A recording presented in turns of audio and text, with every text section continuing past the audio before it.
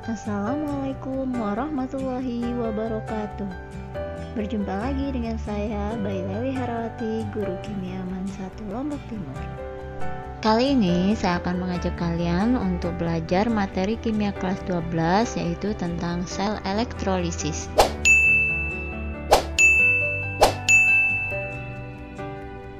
Assalamualaikum warahmatullahi wabarakatuh. Berjumpa lagi dengan saya, Bayi Lewi Herawati. Pada kesempatan kali ini saya akan mengajak kalian untuk melanjutkan kembali materi tentang elektrokimia. Nah, kali ini kita akan membahas tentang sel elektrolisis. Baik, langsung saja.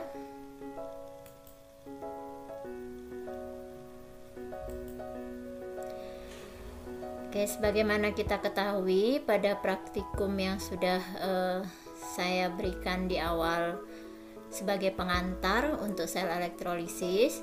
Jadi, sel elektrolisis ini merupakan sel elektrokimia yang menggunakan listrik untuk menghasilkan reaksi kimia atau menghasilkan reaksi redoks tidak spontan.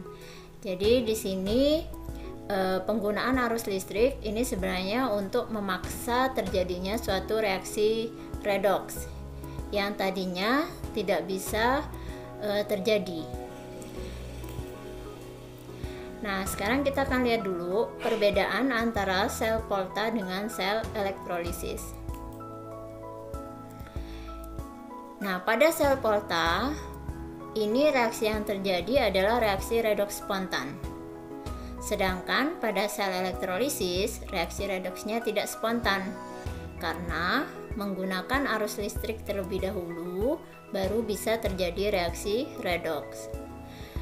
Yang kedua, elektron ini akan mengalir dari elektroda negatif untuk sel Volta. Sedangkan pada sel elektrolisis, elektronnya mengalir dari elektroda positif. Karena di sini nanti pada elektroda positif ada kation yang menerima elektron dari sumber arus listrik. Kemudian yang ketiga, perbedaannya adalah pada sel Volta ini mengubah energi kimia atau reaksi redoks menjadi energi listrik, tetapi pada sel elektrolisis ini adalah sebaliknya, mengubah energi listrik menjadi energi kimia. Kemudian pada sel Volta kita tahu ya bahwa sel Volta itu harus terdiri dari 2,5 sel dengan elektroda terpisah. Karena kalau tidak terpisah maka bisa terjadi transaksi langsung. Kemudian kalau sel elektrolisis, elektroda-elektrodanya ini dicelupkan dalam elektrolit yang sama. Kemudian yang kelima, pada sel Volta, katoda ini merupakan elektroda positif. Ya, karena di sini terjadi reaksi reduksi ya. Jadi pada katoda ini tetap merupakan tempat terjadinya reaksi reduksi. Nah, sedangkan pada sel elektrolisis, katodanya itu bermuatan negatif. Ya. Tetap sama, katoda merupakan tempat terjadinya reaksi reduksi. Nah, yang keenam, anoda pada sel Volta itu bermuatan negatif atau merupakan elektroda negatif, dan anoda itu tempat terjadinya reaksi oksidasi. Pada sel elektrolisis, anodanya bermuatan positif. Nah, anoda ini merupakan tempat terjadinya reaksi oksidasi juga pada sel elektrolisis. Nah, sekarang kita akan lihat bagian-bagian dari sel elektrolisis. Nah, di sini terlihat perbedaannya dengan sel Volta. Kalau dalam sel elektrolisis ditempatkan dalam satu sel untuk kedua elektrodanya. Sedangkan kalau pada sel Volta tadi terpisah. Nah, di sini sama seperti pada sel Volta, ada katoda, tempat terjadinya reaksi reduksi. Cuman bedanya di sini katodanya itu bermuatan negatif. Sedangkan anoda ya, sama tempat terjadinya reaksi oksidasi, tetapi anodanya merupakan elektroda yang bermuatan positif. Kemudian di sini menggunakan larutan elektrolit, ya, menggunakan elektrolit. Kemudian nanti ada spesies kation, ya, yang akan direduksi di katoda, ya, dan ada spesies anion, ya, yang akan dioksidasi di anoda. Jadi secara singkat kita bisa tuliskan pada sel elektrolisis katodanya merupakan elektroda negatif, anodanya merupakan elektroda positif. Dan lebih mudahnya lagi kalian bisa menyingkatnya menjadi KNAP, ya, katoda negatif, anoda positif. Katoda tempat terjadinya reaksi reduksi, anoda tempat terjadinya reaksi oksidasi, atau kalau kalian bisa singkat di sini menjadi karet, ya, katoda reduksi, anoks, anoda oksidasi. Baik, selanjutnya kita akan lihat cara kerja pada sel elektrolisis. Nah, di sini bisa kalian lihat ada sel elektrolisis, ya. Jadi di sini ada wadah yang sudah berisi larutan elektrolit, kemudian ada katoda atau elektroda negatif, kemudian ada anoda, elektroda positif, kemudian di sini ada baterai sebagai sumber arus listrik. Nah, sekarang kita lihat cara kerjanya.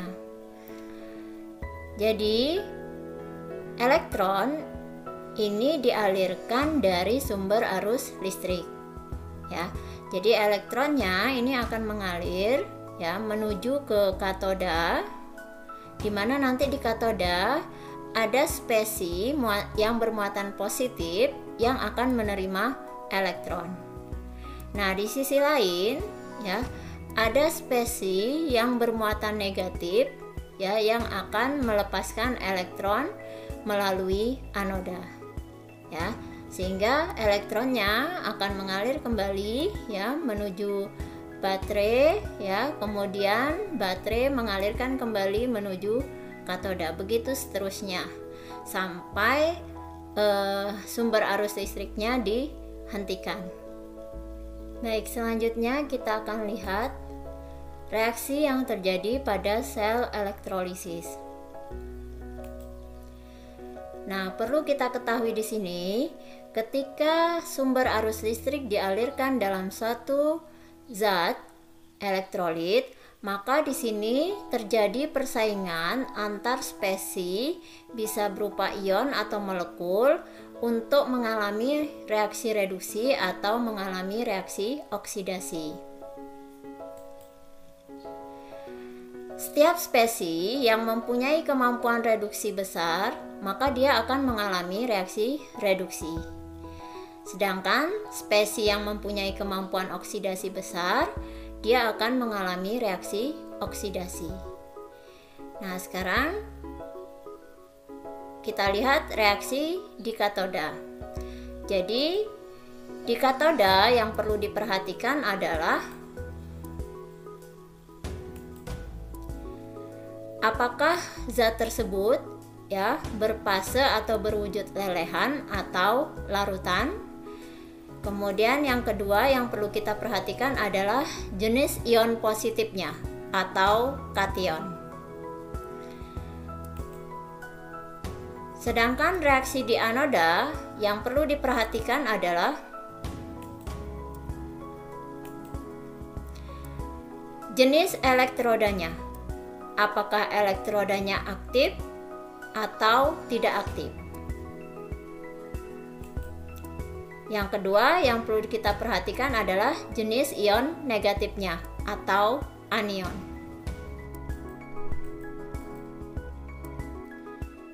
Berdasarkan hal ini, ada 3 bentuk sel elektrolisis.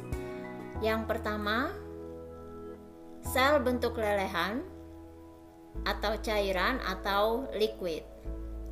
Nah, untuk sel bentuk ini berlaku untuk senyawa ion. Karena di sini tidak ada pelarut berupa air, jadi hanya ada kation dan anion. Nah, sekarang kita lihat ketentuannya. Ketentuan reaksi yang terjadi pada katoda, karena di sini hanya ada kation, maka kationnya akan langsung direduksi di katoda.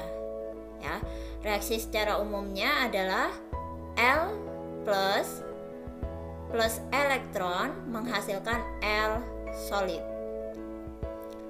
Jadi L-nya ini kation logam.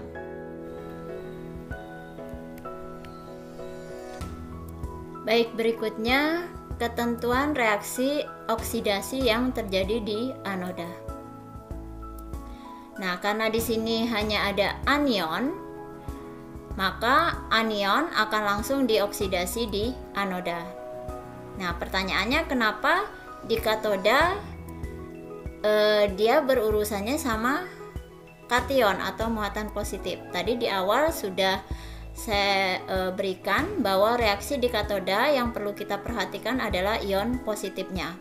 Karena katoda, ya, di katoda ini muatannya adalah muatan negatif. Maka nanti yang perlu kita perhatikan adalah ion positifnya atau kationnya. Nah, sedangkan di anoda ini yang kita perhatikan adalah anionnya atau muatan negatifnya, karena anoda sendiri adalah elektroda yang bermuatan positif. Sehingga yang kita perlu perhatikan adalah jenis ion negatifnya atau anionnya. Nah, pada anoda untuk sel bentuk lelehan, maka di sini anionnya akan langsung dioksidasi. Ya. Nah, anionnya ini bisa berupa ion halida seperti F-, Cl-, Br- dan I-. Jadi kalau ada ion-ion halida ini dioksidasi di anoda, maka ion halida dari larutan, ya, atau anionnya ini akan berubah menjadi gas, ya, dengan melepaskan 2 elektron. Nah, kemudian kalau ionnya dari larutan basa berupa ion OH-, maka ion OH- ini akan melepaskan 2 elektron, ya, berubah menjadi gas hidrogen dan gas oksigen. Contoh soal, ya. Tuliskan reaksi sel untuk lelehan NaCl dengan elektroda karbon. Nah, sekarang kita lihat dulu, ya, di soal ini ada beberapa kata kunci, ya, yang menjadi ketentuan nanti ketika kita membuat reaksi sel elektrolisisnya.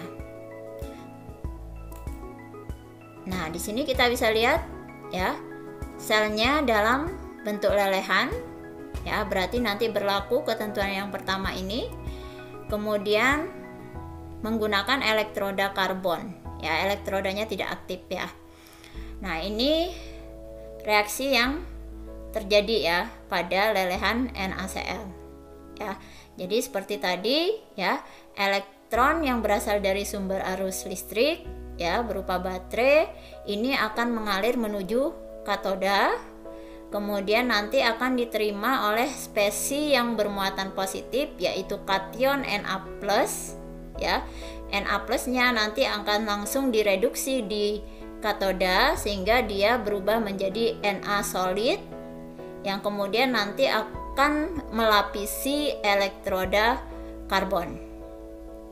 Nah, spesi lain yaitu anion Cl- yang ada di larutan ini akan melepaskan elektron, ya. Elektron yang dilepaskan ini akan melalui anoda. Jadi elektron yang dilepaskan oleh ion Cl- ini akan mengubah ion Cl- menjadi gas Cl2, ya. Jadi elektronnya akan dilepaskan melalui anoda menuju sumber baterai lagi, ya, begitu seterusnya, ya, baterai nanti akan mengeluarkan atau mengalirkan elektron kembali ke katoda dan seterusnya. Selanjutnya, reaksi yang bisa kita tuliskan di sini untuk sel bentuk lelehan NaCl. Jadi NaCl liquid ini akan terionisasi menjadi kation Na+ dan anion Cl-. Ya. Reaksi yang terjadi di katoda tadi ketentuannya kationnya langsung direduksi. Berarti ion Na+, ya, kation Na+ ini akan menerima elektron dari sumber arus listrik tadi, ya, dan berubah menjadi Na solid. Nah, sedangkan di anoda anionnya langsung dioksidasi. Jadi anionnya Cl-, ya, ini dioksidasi, jadi dia menerima melepaskan elektron, ya. Jadi menghasilkan gas Cl2 dengan melepaskan 2 elektron. Sehingga di sini karena yang lepas adalah 2 elektron, maka di sini koefisien dari Cl-nya menjadi 2, ya. Nah, reaksi utuhnya, ya, kita bisa tuliskan, ya, karena di sini elektron di katodanya 1, sedangkan di anodanya ada 2, maka kita samakan dulu jumlah elektronnya dengan cara mengalihkan jumlah elektron yang ada di katoda, ya, menjadi kali 2, ya, sedangkan di anoda berarti kali 1, ya. Sehingga di sini elektronnya bisa kita coret, ya. Nah, sehingga kita peroleh, ya, reaksi secara utuh yaitu 2Na+, ya, plus 2 Cl- menghasilkan 2 Na solid plus Cl2 gas, ya. Nah, karena ini sama-sama fase liquid, ini sebenarnya bisa kita gabung menjadi 2 NaCl fase liquid.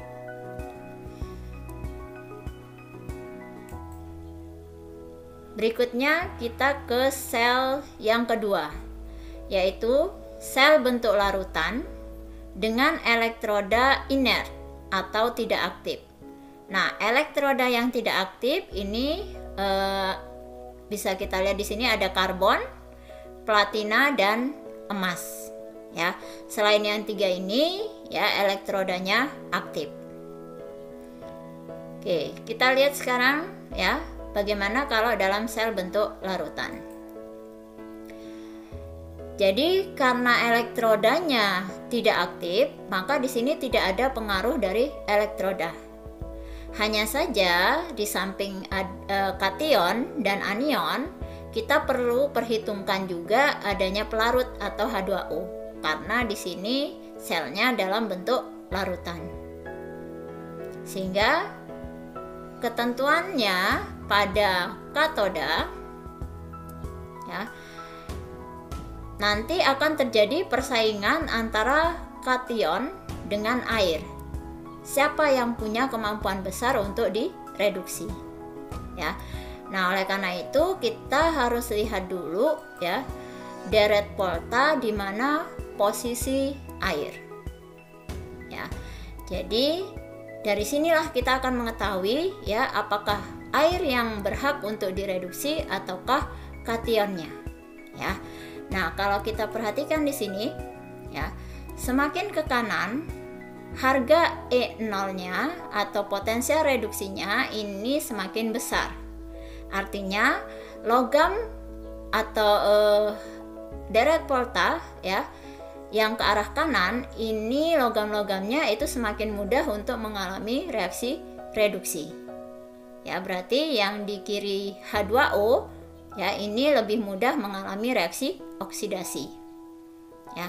Nah, sedangkan di katoda ini kan terjadinya reaksi reduksi, ya, sehingga kalau kita perhatikan di sini di sebelah kiri dari H2O itu E0-nya lebih kecil dari H2O atau lebih negatif, sehingga logam-logam yang berada di sebelah kiri dari H2O pada deret Volta ini lebih mudah untuk mengalami oksidasi daripada reduksi, ya. Sehingga kalau ada kationnya berasal dari logam-logam ini, maka dia tidak bisa direduksi di katoda karena dia tidak punya kemampuan untuk direduksi, tapi dia lebih mudah untuk dioksidasi, ya.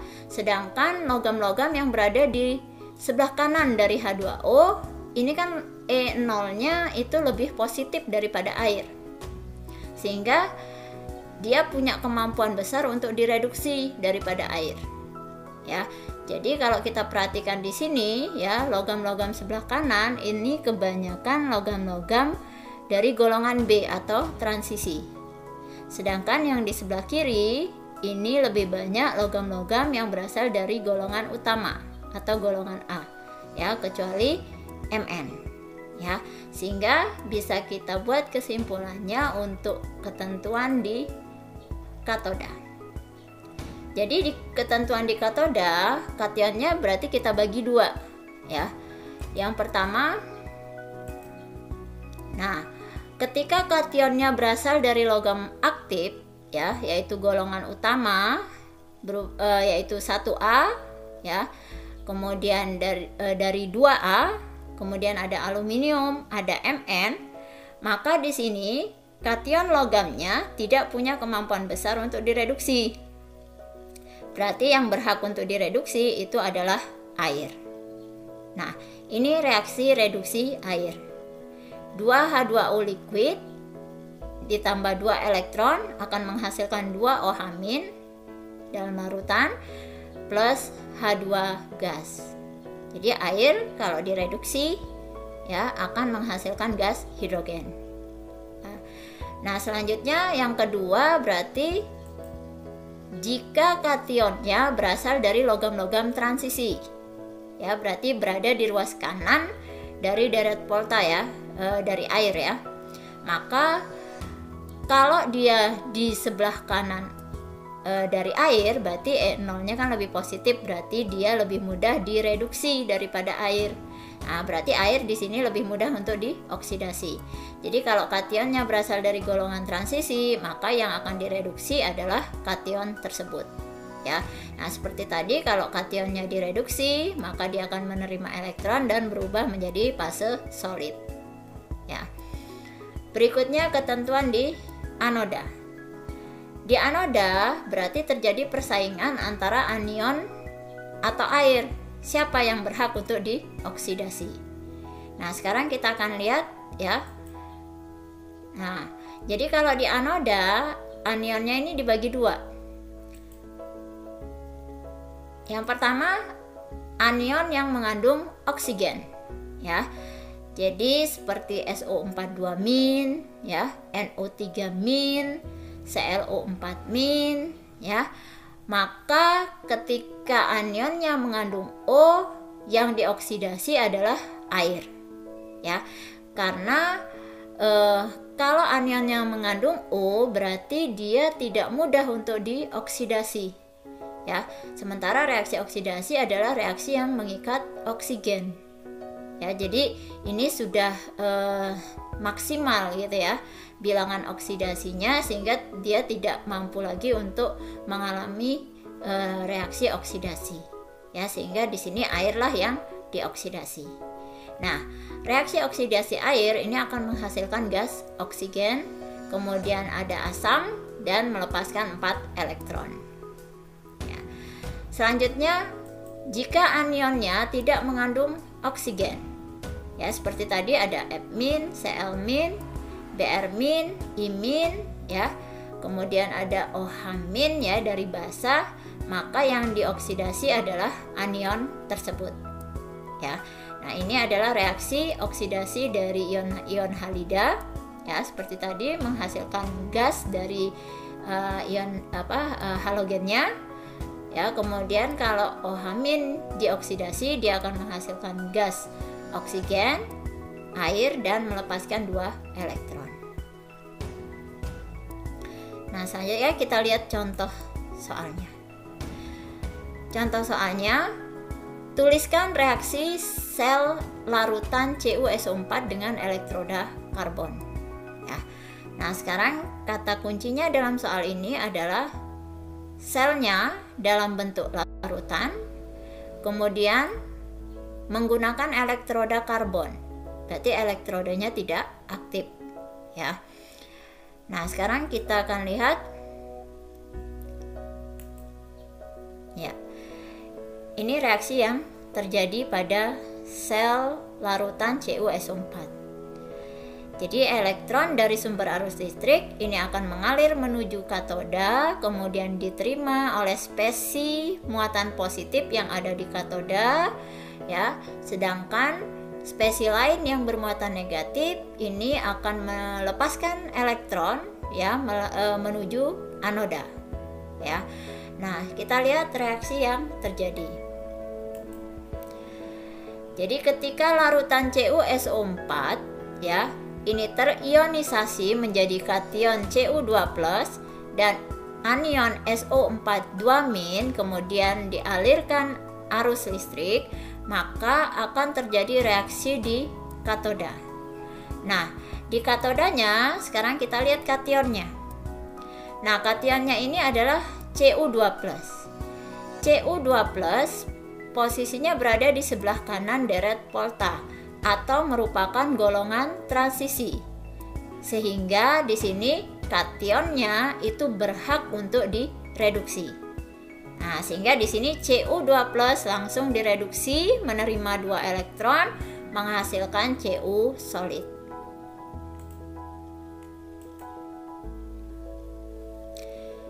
Nah, sedangkan reaksi yang terjadi di anoda, ya. Jadi karena di sini anionnya mengandung O, ya. Kemudian berarti airlah yang akan dioksidasi, ya. Jadi karena mengandung O anionnya, ya, di sini SO4 2-, maka airlah yang akan dioksidasi. Nah, pada air ini terdapat ion H+ dan ion OH-, ya. Jadi anionnya berupa OH-. Nah, OH- inilah, ya, yang nanti akan dioksidasi di anoda.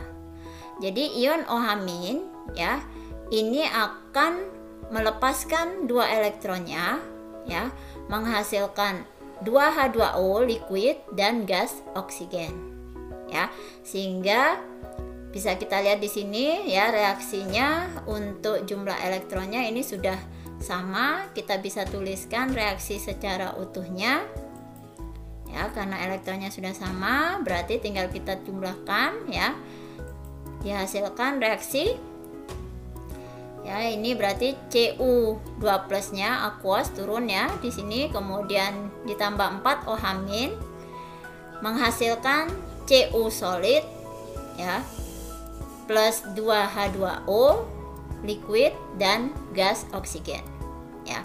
Nah, jadi di sini ketika elektronnya, ya, mengalir, ya, menuju katoda, kemudian di sini di katoda diterima oleh ion Cu2+, kemudian Cu2+-nya, ya, menerima elektron berubah menjadi Cu padat, ya, atau endapan Cu, kemudian endapan Cu inilah yang nanti melapisi elektroda karbon.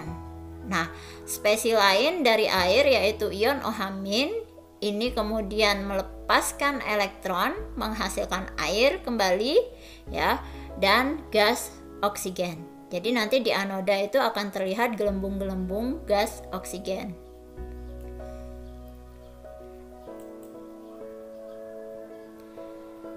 Selanjutnya yang ketiga adalah sel bentuk larutan dengan elektrodanya aktif, ya. Berarti selain yang 3 tadi, ya, yaitu karbon, platina, dan emas. Nah, sekarang kita lihat ketentuannya, ya. Nah, karena ini sel bentuk larutan dengan elektroda yang aktif, berarti di sini ada pengaruh dari elektroda. Nah, sebagaimana kita ketahui bahwa kebanyakan elektroda itu berupa logam, ya. Dan elektrodanya ini akan mempengaruhi reaksi oksidasi di anoda, ya. Karena bentuknya kebanyakan logam, maka logam kecenderungannya adalah melepaskan elektron atau mengalami reaksi oksidasi, sehingga elektroda yang aktif ya bereaksi atau berpengaruh itu ketika di anoda ya. Jadi kalau di katoda ya elektrodanya tidak, walaupun dia aktif, dia tidak ikut mempengaruhi reaksi ya, karena di situ elektrodanya tidak punya kemampuan besar untuk mengalami reduksi. Sedangkan kalau di anoda, karena kebanyakan elektroda itu berupa logam, ya kecenderungan logam kan melepaskan elektron, ya sehingga logam lebih cenderung untuk mengalami reaksi oksidasi, sehingga dia akan mempengaruhi reaksi yang terjadi di anoda. Nah, sekarang kita lihat ketentuannya. Nah, karena ini selnya bentuk larutan, maka ketentuan reaksi yang terjadi di katoda ini sama dengan sel bentuk larutan dengan elektroda yang inert ya, atau tidak aktif tadi. Jadi ketentuannya sama ya. Jadi kationnya kalau logamnya aktif ya berarti air yang direduksi. Tapi kalau kationnya berasal dari golongan transisi, maka kation tersebut langsung direduksi. Ya. Nah, untuk ketentuan di katoda ini sama. Nah, ketentuan di anoda ini gampang sekali untuk diingat. Ya.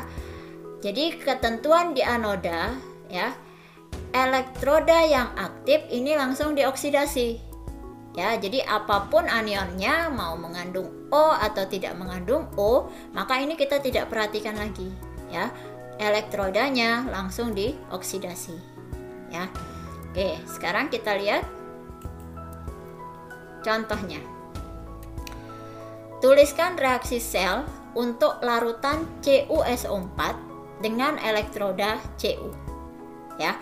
Nah, ini saya buat sama tadi sel yang bentuk kedua juga sel larutan untuk CuSO4, tapi elektrodanya kan pakai karbon. Nah, sekarang bagaimana kalau elektrodanya kita pakai elektroda yang aktif? Ya, yaitu Cu. Ya, bagaimana reaksi yang terjadi? Nah, sekarang kita lihat. Nah, untuk elektrolisis larutan tembaga sulfat ya. Nah, ini prosesnya ya sama seperti sel-sel yang dalam bentuk lelehan ataupun dalam bentuk larutan dengan elektroda yang inert ya. Jadi nanti elektron ya akan mengalir ya dari baterai ya menuju ke katoda, kemudian di katoda nanti akan diterima oleh kation ya, kemudian diterima oleh kation atau air ya, nanti kita akan lihat ya, karena di sini pakainya tembaga ya jelas nanti tembaganya yang akan, ion tembaganya yang akan menerima elektron ya. Nah, kemudian spesies lain yaitu anionnya ya, anionnya kita tahu anionnya ini pasti mengandung O, tetapi karena di sini pakai elektrodanya aktif ya, anionnya sudah tidak kita perhatikan lagi ya, maka elektrodanya nanti yang langsung melepaskan elektron ya. Nah, reaksi yang terjadi, jadi larutan CuSO4 ya kalau kita ionisasi akan menghasilkan kation Cu2+ dan anion SO4 2- ya dalam larutan. Nah, di katoda reaksi yang terjadi adalah karena ini kationnya berasal dari golongan transisi, maka kationnya langsung direduksi sehingga ion Cu2+ yang ada dalam larutan ini langsung menerima elektron dari sumber arus listrik ya, kemudian berubah menjadi Cu. Jadi di sini nanti akan ada pelapisan tembaga oleh tembaga sendiri ya. Jadi massa massa zatnya atau massa tembaganya ini akan bertambah ya, ini akan semakin tebal ya. Nah, kemudian di anoda ya, karena kita tidak lagi memperhatikan anionnya ya, kita langsung memperhatikan elektrodanya karena elektrodanya adalah Cu dan Cu ini elektroda aktif, maka Cu lah yang langsung dioksidasi ya. Jadi anionnya mau mengandung O atau tidak mengandung O sudah tidak diperhatikan lagi ya. Nah, di sini berarti anion logam Cu ya atau elektroda Cu ini langsung melepaskan elektron, dia berubah menjadi Cu2+. Nah, jadi di sini logam Cu-nya ini akan melepaskan elektron ya, berubah menjadi ion dan bergabung dalam larutan CuSO4. Jadi nanti di sini logam tembaganya akan berkurang masanya, sedangkan di katoda ini akan bertambah masanya. Ya. Nah, kita lihat reaksi lengkapnya. Karena di sini elektronnya sudah sama jumlahnya, berarti tinggal dicoret ya. Kemudian kita turunkan reaksi redoksnya. Jadi Cu2+ plus Cu solid menghasilkan Cu solid plus Cu2+. Ya.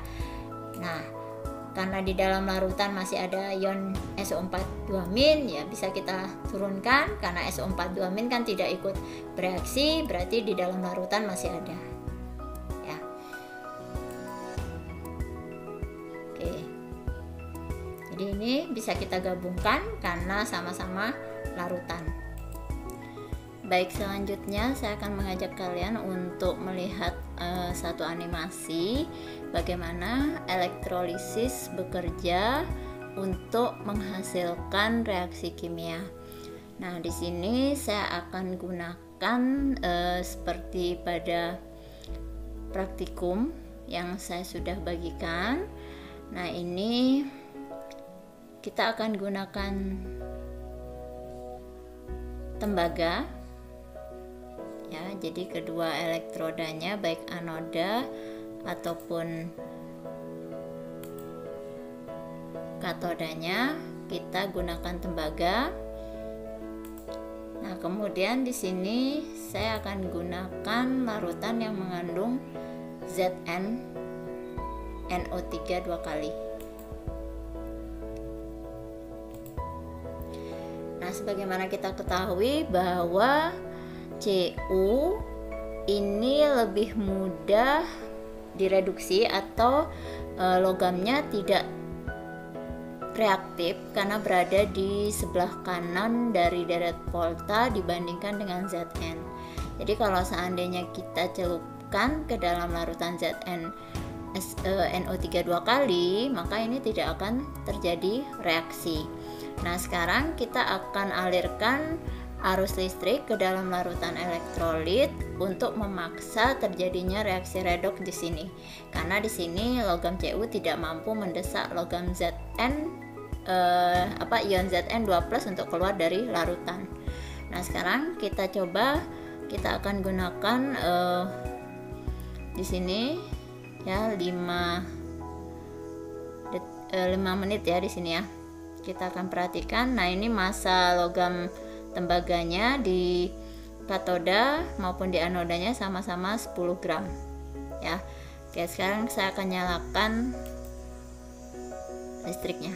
Oke, jadi di sini elektron yang berasal dari sumber arus listrik ini akan mengalir ya menuju katoda, kemudian diterima oleh ion Zn2+ di sini ya, ion Zn2+ yang ada di dalam larutan.